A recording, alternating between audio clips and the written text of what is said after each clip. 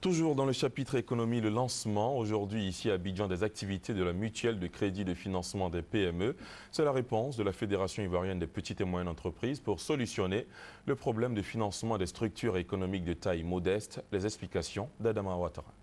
Les opérateurs économiques, nous créons des richesses et des valeurs, c'est notre objectif. Et effectivement, nous avons pas mal de problèmes avec les financements qui nous demandent pas mal de justificatifs. Et surtout, quand ils nous prêtent des crédits, le taux d'intérêt est très élevé.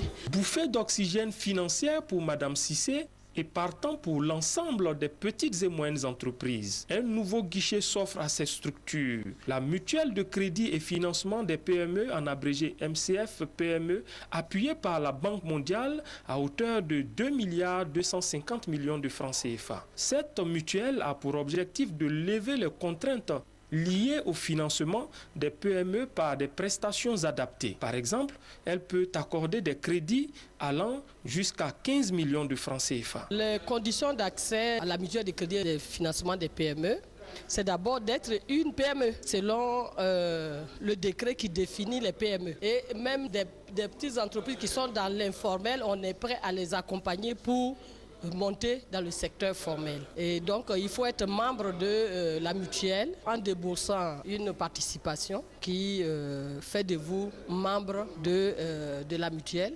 Et à la suite, vous rentrez dans la couveuse, comme je pourrais dire, pour qu'on puisse évaluer les difficultés que vous avez et puis apporter les solutions adaptées à vos difficultés.